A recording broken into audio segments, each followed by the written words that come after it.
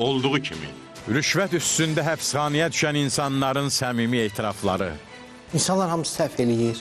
Biz səhv edər. Bizdə nəsə işdə oldu səhv. Hansı ki o işlər mən tərəfdən törədildi. Rüşvətə görə həbs olunmuşam. Qaz idarəsində məsul vəzifədə çalışan Əbülfət 350 manata görə niyə zindan həyatına məhkum edildi? Mən prokuraturaya çağırdılar, Yasamal prokuraturasına. Ki, sizə şikayət yazılıb. Bir vaxt ailim telefona zəng gəldi ki, siz çağırdılar korrupsiya idarəsinə. Təhsil şöbəsinin baş mühasibi Faiq Quliyevi külli miqdarda pulun talan olunmasında iştirak etməyə nə vadar etdi? Yoxlama nəticəsində də çıxdı ki, məsəl üçün, iş görülməlidir kənd məktəblərində, bir neçə kənd məktəblərində. Mən bir şəhər məktəbinə yönəltmişəm onun hamısını. Şifahi göstərişlər də olur ki, şəhərin gözəlliyi pozulur filan. Hər şey bir də görürsünüz adamın öz əlində olmur, hər ixtiyar. Ümumi məbləğ, səhv eləmirəmsə 205 mindir ya 6 mindir. Azadlıqdan məhrum edilən məhkum üçün həbsxanada ən böyük çətinlik nədir? Buranın problemi tək azadlıq deyil, başqa şey də var. Məsəl üçün, itirdiyin adamlar olur, hansı ki istəyirsən sən orada olasan. Yaxşı adamlar olur, əmi, dayı, mütləq orada olmalısan. Amma sən buranın məzuniyyəti yox, bir şey yox. Sən buradan gedənmirsən. Ən çətin momenti buranın odur. Ondan çətin şey yoxdur burada. Dələduzluq üstündə həbs olunan idman ustası Tofiq işə düzəltmək məqsədi ilə kimdən və nə qədər pul aldı? Yaxın dostumdur, mənə müraciət elədi, oğlunu gətirdi, dedi ki, bu oğlumu istəyirəm ki, mühafizə xidmətinə və yaxud harasa düzəldim də, əskərlikdən gəlib, cavandır. Mən də müraciət elədim, bir yaxın adam var ona, dedim, dedi ki, kömək eləyərik. 1500 manat olmuşdu. Daha ətraflı az sonra Rezonans proqramında.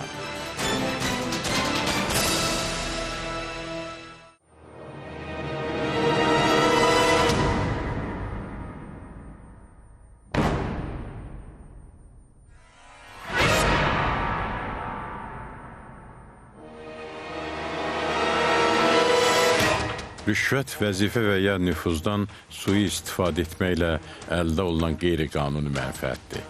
Ərəbcədən tərcümədə rüşvət satın almaq kimi mənasını verir. Mahiyyətcə satın almaq elə qul almaqdır desək, yəqin ki, yanılmarıq. İnsanlar rüşvəti işləri düzəlsin deyə verirlər. Rüşvət alanlarsa onu varlanmaq üçün edirlər. Bu mənada hər iki tərəf həm mənəvi, həm də qanuni baxımdan günahkar və cinayətkar hesab olunur. Rezonans proqramının bu dəfəki mövzusu rüşvət vermək yaxud rüşvət alma, dələduzluq, həmçinin hər hansı bir şəxsin və ya dövlət əmlakının talanı kimi cinayətləri törədərək azadlıqdan məhrum edilənlərə həsr olunur.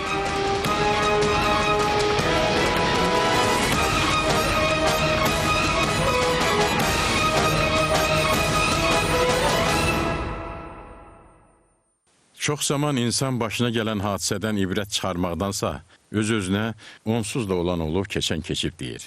Bəlkə də illər sonra əsl həqiqəti dərk edəndə bu fikirdən daşınacaq. Çünki itirilənləri hər hansı pul, rüşvət qarşılığında qaytarmaq mümkün deyil. Həmsöhbətimiz Əbülfət xeyli müddət ölkədən uzaqda çalışıb. Lakin təxminən 16 ildən sonra vətənə dönür və qaz təsərrüfatı sahəsində işləməyə başlayır. 2004-cü il Azərbaycan qaydında, 2004-cü ildə də həmin ildə elə Azərqaz Həmdar Cəmiyyətini işə düzəlmişəm. Qazın istehlakçılara düzgün satılmasında, onların düzgün təşkil olunmasında, qaz itkisinin qarşısının alınmasında çalışmışıq. Mühəndis bu vəzifələri yerinə yetirir.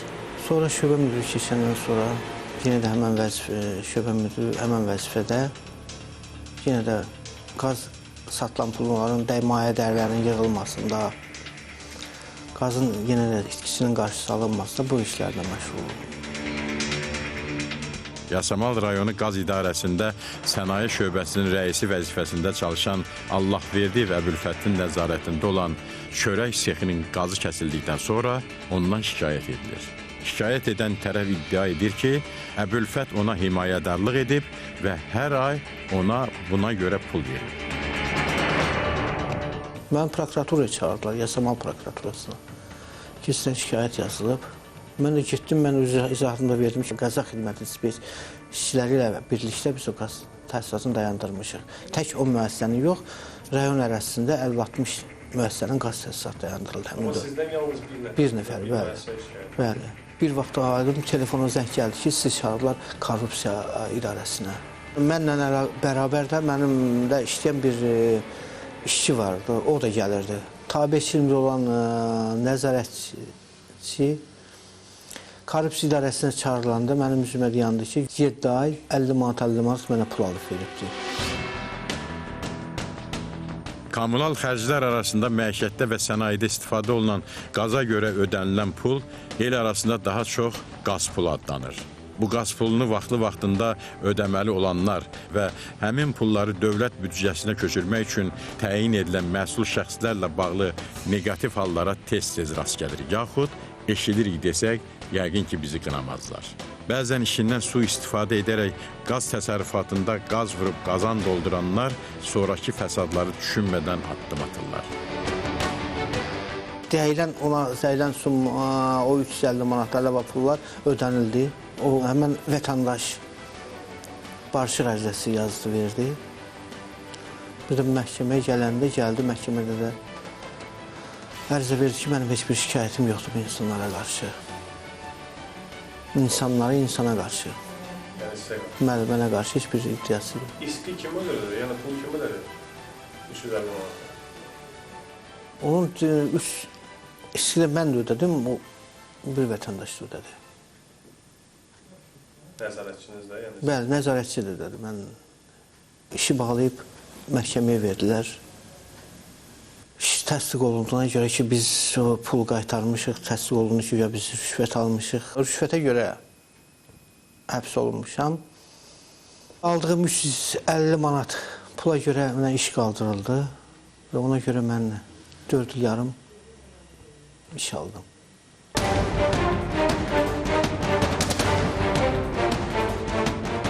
Belə bir söz var. Hər bir insan dilinin altında yatır. Danışdıqca onun kim olduğunu görmək olur.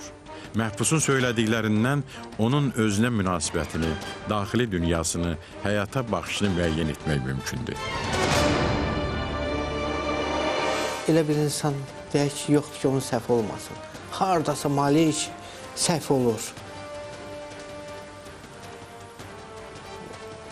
İndi kimsə mən durum deyib ki, haradasa mənim səhvim olmayıb, mən burada həbsxana həyat yaşayıram. Yox, olubdur. Mənim də günahlarım olub. Mənim də qəbail işlərim olubdur.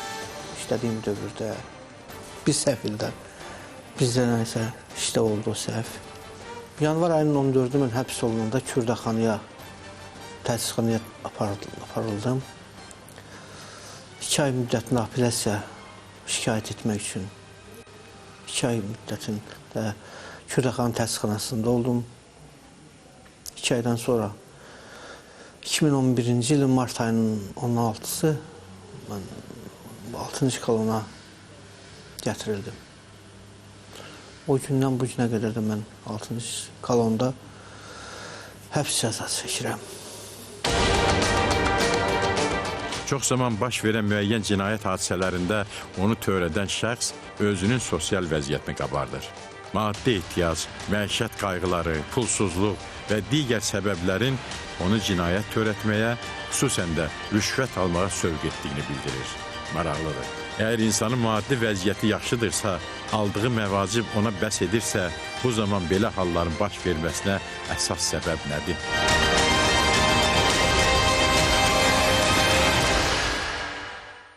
Vəzifə veriləndə insan çalışır ki, öz mühitine, öz deyək, səviyyədə bir insanla oturub dursun, çalışır. O istər-istəməz insan asıl, çünki dünən deyək sənin vəzifən yox idi, sən haradasa oturub kasıb insanlarla oturub fırlanırdın, otururdun, yəni ki, kafiyə dəvət edirdin, oturub bir yerdə bir abed eləyirdiniz. Sabah sən vəzifə sahibi olanda sən öz ətrafında vəzifədə olan insanlarla çalışırsan ki, münasibətdə olasan. Niyə belə? Bunu mühit tələb eləyir də buna. Rüşvəti də mühit tələb edir. Yox, rüşvəti mühit tələb eləmir. Rüşvət savsəm deyək ki, vəzifə ilə əlaqədar. O pulun çox olmasına əlaqədar olan bir şey deyil. Bu insan həyatının yaşayış tərzindən. Kimi kasıb, kimi varlı yaşayırsa, hamısı bundan yaşayır. Bundan irəli gələn amillər də hamısı. Biri, deyək, evinə 5 kilo ət alanda, yəni ki 5 kilo kartoşka alanda, eləsi var ki 5 kilo kartoşkanı güclə alır. 5 kilo əti güclə alır. Mən aldığım maaş, məvacib mənə bəs eləyirdi ailəmi dolandırmağa.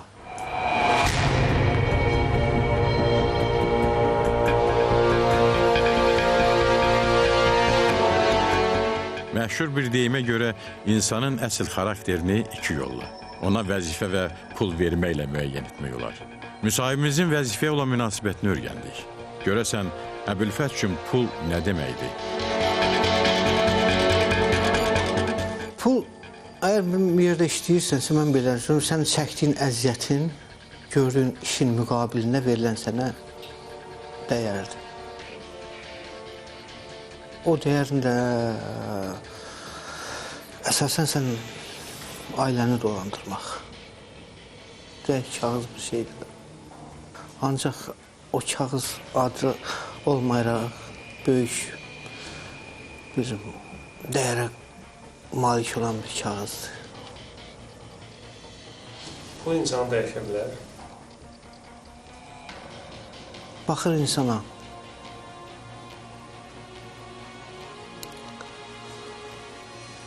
Var insanlar dəyişir. Pul çoxaldıqca dəyişir. Var insan ki, onun üçün fərq eləmir.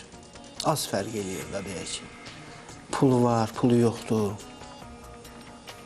Həmən insan olaraq, insan da qalır görürsən. Necə var elənçi? Var insan ki, pullananda savsim dəyişir, başqa insan olur. 350 manata görə zindan həyatı yaşamağa dəyərdimi? 350 manata dəyməz gəlib. Milyona da dəyməz bu tür həyat yaşamaq.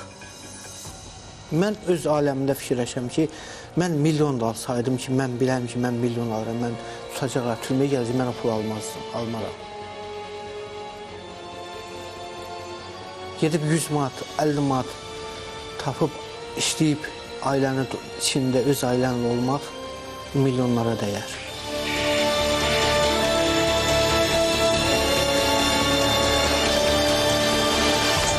Zindanda məhkumların öz ailələrindən uzaq düşmələri onlara əzab-əziyyət yaşadır. Telefonla danışsalar da, mütəmadi olaraq görüşsələr də, ailəsinin başında olmadığına görə xüsusilə kişi məhbuslar üçün cəzanın dərəcəsi 2 qat ağırdır. Həbsxana həyatı çox ağır həyatdır. Ağır həyatdır. Mən heç kimə arzulamaram ki, bu həyatı yaşasın. Buranın, bu yaşadığım mən 3 il yarım, 3 il 4 ay bu həyatı mən çöldə bir gün yaşamağa dəyişərdim. Əziyyətdir. Həm hər tərəfli, həm ailə üçün əziyyətdir, yenə deyirəm. Ailə də başsız qalır.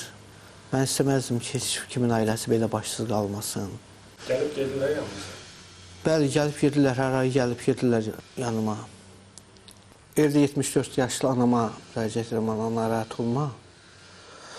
Vaxt azalıb, bu yaxınlarda biz görüşəcəyik, yəni biz görüşürük onsuz da. Yəni evdə, ailədə bir yerdə. Məni ziyarət edən dostlarım var, tanışlar var. Onlara çox sağ ol deyirəm. Bir nəfərə də mən çox sağ ol demək istərdim. İşlədiyimiz qaz təsərrüfatında desəm ki, biz çörəkdə bir yerdə bölüb yemişik. Oturanda da mən onun üçün yaxın bir dost olmuşam, öz ürəyimə görə onu bilmişəm. yaşayır Binəqədi rayonunda şöhrət Mən ona çox sağ ol deyərəm ki, biz nə qədər mehriban olmuşduq o dövrdə, işlədiyimiz 6-7 ildə. Bir dəfə də mənim dalımıza gəlmədi.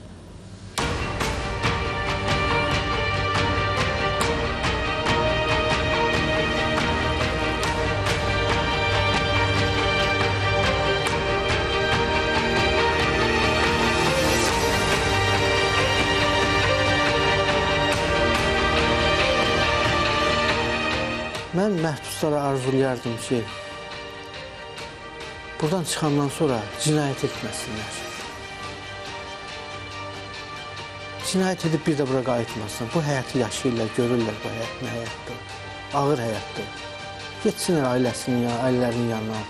Xoşbəxt həyat arada yaşasınlar. Gedib işləyib 10 manat qazanıb, gəlib ailəsini dolandırsın. Şimdi gedib cinayət edib 100 manat qazanıb, gəlib bu həyat yaşasın. Mən o insanlara buradan deyərdim ki, əl çəkim bu cinayətdən. Haçansa ataların bir məsələ var deyib, su səhəngisi suda sınar. Bizim başımıza gəlibdir, biz görmüşük, cəzamızı almışıq. İstəməzdim o insanlar da o rüşvətə görə, cinayət əməlinə görə cəzasını çəksinlər. İstəməzdim cəza alsınlar. Qoy yaşasınlar özləri üçün həyatda. O rüşvət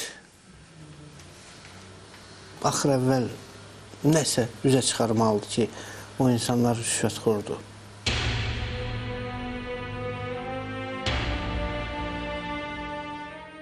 Cəmiyyətin əxlaqını, mənəvi durumunu rüşvət qədər pozan digər bir nəsnə tapmaq çətindir. O yerdə ki, rüşvət var, orada həqiqət, əxlaq və ədalət də olmur. Əvvəlcə vətəndaşlar rüşvət yeyirlər, sonrasa rüşvətin özü cəmiyyətin üzvlərini, yəni insanları bir-biri yeyir. Bugün ölkəmizdə antikorrupsiya siyasəti uğurla aparılır. Rüşvətə qarşı mübarizə üçün hətta xüsusi idarə də fəaliyyət göstərir. Buna baxmayaraq, rüşvət vermək yaxud rüşvət almaq üstündə cəza evinə düşənlər hələ də yox deyil.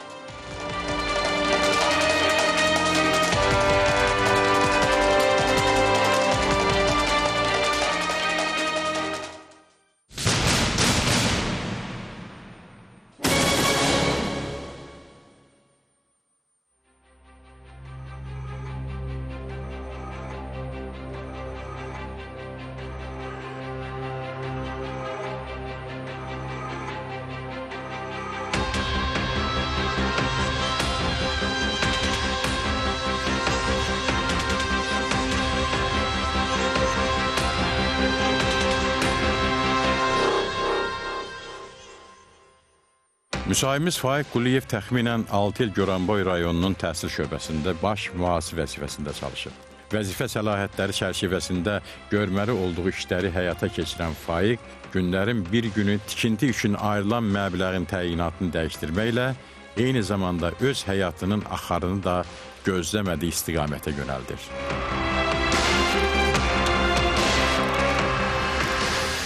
Hər il əsaslı təmirə, məktəblərin əsaslı təmirinə, cari təmirinə pul vəsaiti ayrılır və bu ciddi məsələdir. Yəni, təyinat məsələsi çox ciddi məsələdir Maliyyə Nazirliyində. O ayrılıb kənd məktəblərinin təmirinə. Biz isə onu sərf eləmişik şəhər məktəbinin. Şəhərin mərkəzində məktəbimiz çox pis vəziyyətdə idi. O 36-cı ildən tikilmə məktəb idi. Şəhərin görünüşünü də pozurdu. Çox səbəblər var idi ki, o ehtiyac ona idi. Yoxlama nəticəsində də çıxdı ki, məsəl üçün, iş görülməlidir kənd məktəblərində, bir neçə kənd məktəblərində. Mən bir şəhər məktəbinə yönəltmişəm onun hamısını.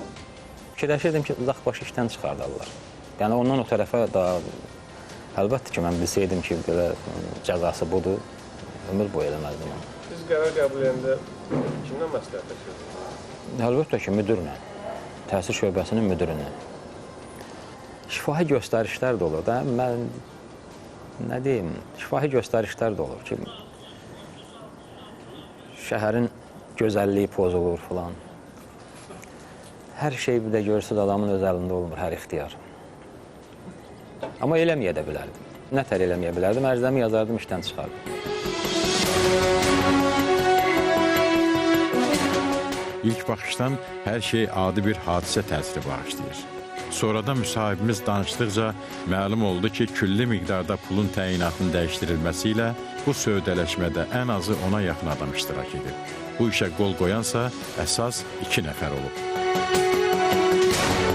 Məhkəməyə çıxarılan epizodlar, 6 epizod çıxarılıb. Ümumi məbləğ, səhv eləmirəmsə 205 mindir ya 6 mindir. Yəni 200 mindən çoxdur. Bu da Cinayət Məcəlləsinə görə külli miqdar gedir. 7001 manatdırsa artıq külli miqdardır. Ümumi bizim yeyinti deyək də buna, israf etmək, yeyinti deyək də buna, talan etmək deyək, bilməm nə yazır orada. 205 mindirsə, orada ayrı-ayrı xərclər də var, tək tikinti deyil. Tək tikinti səhv eləmirəmsə 140 neçə mindir. Neçə nəfər iştirak eləmişdi bu prosesdə? Ümumilikdə 14 nəfər. Onun bir nəfəri ambardarımız zaldan azad olundu, yəni həbs olunmadı. Qalan 13 nəfər hamısı həbs olundu. Onlardan da apellyasiya 5 nəfəri buraxdı. İndi 8 nəfəri. Bir nəfər də bu yaxınlarda getdi ali məhkəmə ilə. Qalmışıq 7 nəfər. Başqa-başqa müəssisələrdə. Müdürdür, 2 nəfər məhdud məsuliyyətli cəmiyyətdir də, onlar elə bil ki, bizə mal satıblar. Tikinti materialı mı, ya nəsə də bir iş görüblər. Onlardır. Bir nəfər metod kabinetin müdürüdür. 2 nəfər biz buradayıq, kasser bir də mən, təsərrüfat üzrə müavin bir də mən. Bir də tikintini görən adam. Fiziki şəxsdir. Burada köçürmə ilə olubdur hər şey. Burada köçürməyə qol çəkirəm birinci mən, sonra da müdür təsdiqləyir. Yəni müdürlə mən cavabdayım. Maddi məsul şəxs bizik.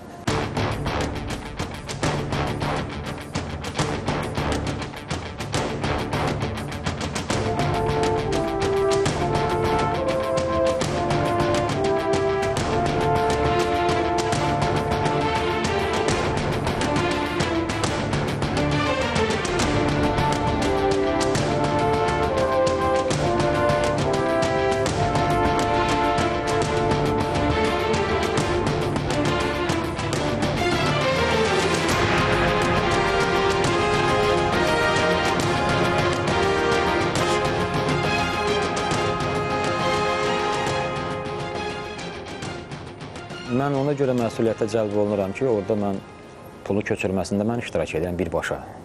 Təhsil şöbəsinin müdürü hansı maddə ilə həbs olunub? Təhsil şöbəsinin müdürü 311-ci maddə ilə həbs olunub. Sonra da müəssisəyə yoxlama salıblar. 211 ilə həbs olunub, amma müəssisəyə yoxlama salınıb. Ondan sonra bu 179-cu maddə çıxıb ortaya. Mən ancaq köçürmələr eləmişəm. Rüşvəti heç mən istəsəm də kim idim verən? Mənim baş mühasibin səlahiyyəti başqa şeydir. O rüşvətlə həbs olunub. O 311-ci maddə ilə həbs ediliblər. 2009-cu ilin iyun ayının səhv eləmirəmsə 14-ü idi.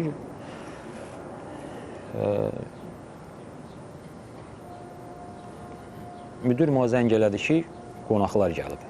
Dur gəl bizə, gedək rayona. Gəldim, getdik rayona, burada orada bizi ayırdılar da. Mən öz otağıma getdim, o öz otağına getdi. İndi sonradan amma məhkəmə prosesində də məlum oldu ki, imtahan üçün pullar yığılıb ki, nə olub, onunla onu həbs elədilər və həmin günü. Həbs elədilər, apardılar, gətirdilər Bakıya. Ondan sonra da iş Maliyyə Nazirliyinin müfəttişlərini yoxlamaq üçün ezam elədilər, sənədləri yoxladı və ondan sonra gəldi bizim 179-cu statya bu maddə ki, yəni dövlət əmlakının mənimsənilməsi.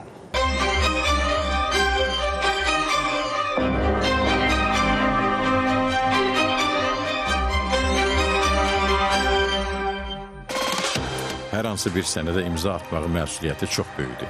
Öz imzası ilə vəzifəli şəxs maddi maraq qarşılığında qanunvericiliyi pozarsa, cinayət məsuliyyətinə cəlb olunur.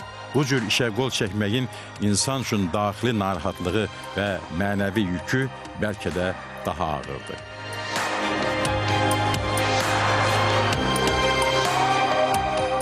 Əslində, maddi maraq olsa da, olmasa da, düz olmayan şeyə qol çəkəndə istər-istəməz daxili narahatçılıq olur.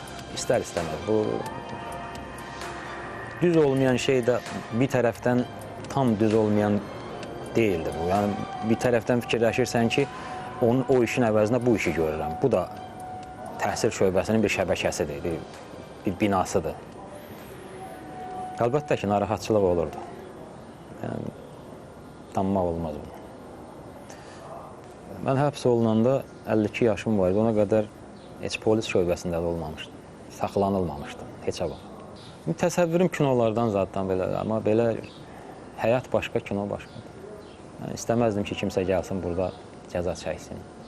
Həbsxana əvvəla insanın özünün təfəkkürü varsa, elə birinci ağıllı olmağı öyrədir, indən sonra, yəni bundan sonra da belə deyək.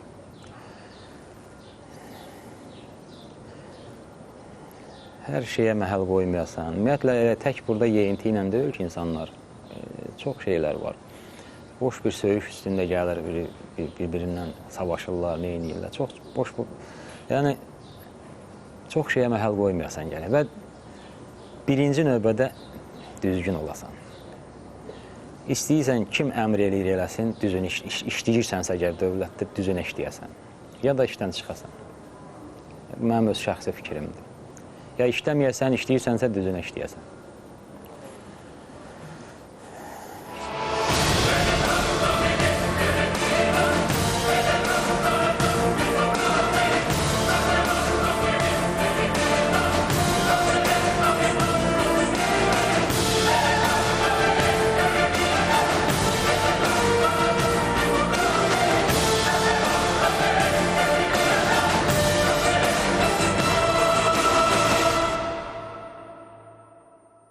Azadlıqda vaxt olmayanda vaxtsızlıqdanmı deyim və yaxud da elə səhlənkarlıqdanmı deyim, müəyyən kitablar var oxunası. Məsəl üçün, mən gəldim burada Quran-ı Kərim oxudum. İnsan tamam dəyişir, 180 dərəcə. İbadət eləyirik. Mən çöldə bu yada düşmürdü. Yəni, mənim ən böyük qazancım burada budur. Həyatda ən böyük qazancım, nəinki türmədə. Adətən çoxları çətinliyə düşəndə Allahdan kömək diləyir. Maddi neymətlərə, pula, vara, dövlətə başı qarışanda özünü mənəvi tərəfdən təkmilləşdirmək heç yadına da düşməyən insan nədənsə ulu yaradana ehtiyac duyduğunu daha çox zindanda hiss edir. Pul çox şey həll edə bilər, amma hər şeyi həll edə bilməz. Pul mənəviyyat demək deyil. Namus, qeyrət, mənəviyyat başqa şeydir, amma çox qapıları aça bilər. Elə tək Azərbaycandan getmir söhbət, dünyada. Bəzi dövlətlər də güya pul işləmir, neynəm, amma elə hər yerdə deyirik Azərbaycan reallığı, amma elə deyil. Elə dünyanın hər yerində pul çox qapılar açır, amma hər qapını açanmaz. Sizin qapın necə burada ulaşa bilər? Xeyr, açanmaz.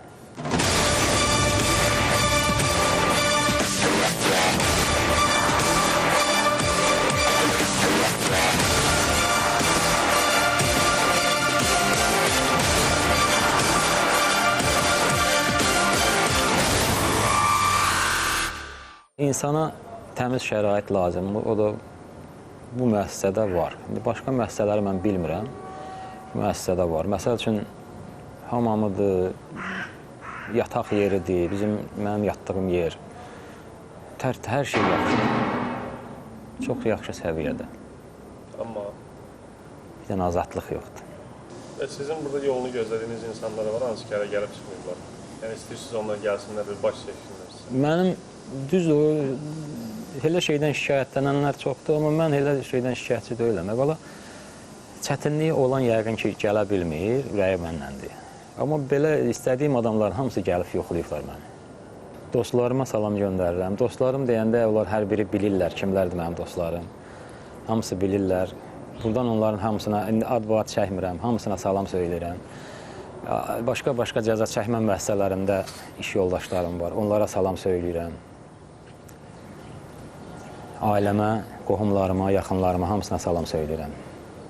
Tezliklə görüşərik inşallah.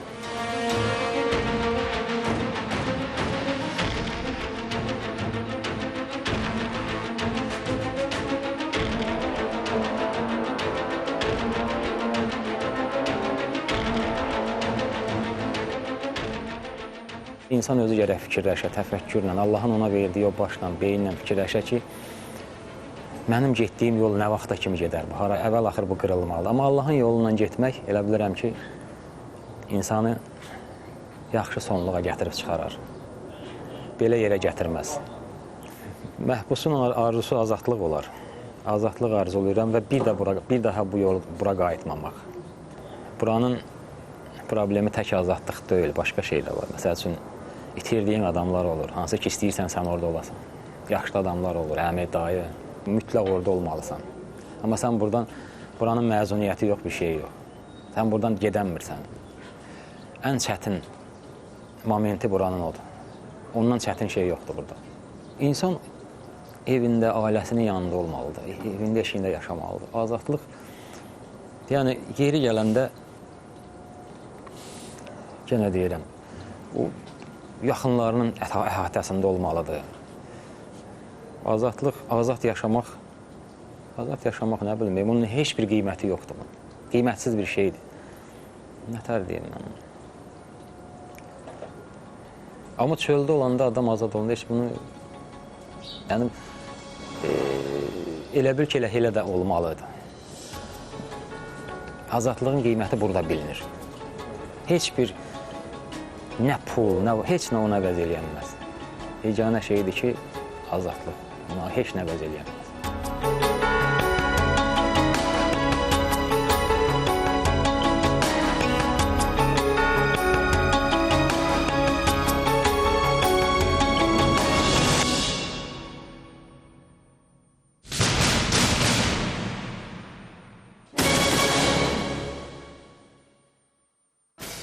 Azərbaycanın ədliyyə sahəsində islahatlar uğurla davam edir.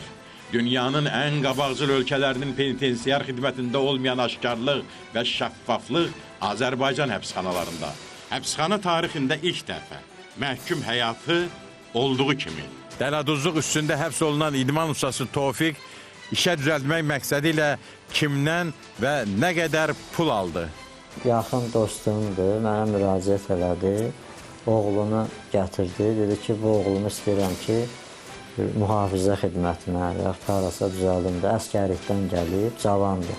Mən də müraciət elədim, bir yaxın adam var ona. Dedim, dedi ki, kömək eləyərik. 1500 manat olmuşdu. Daha ətraflı az sonra Rezonans proqramında.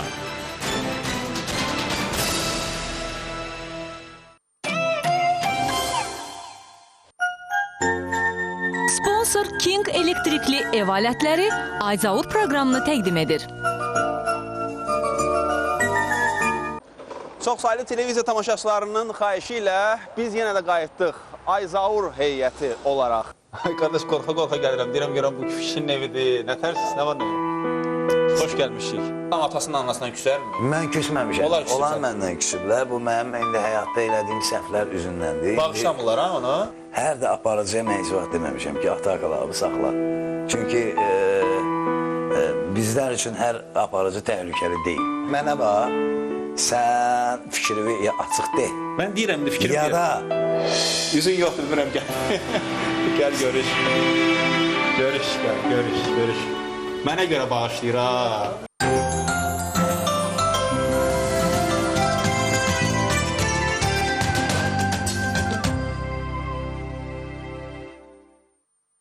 Şəhərimizin bir çox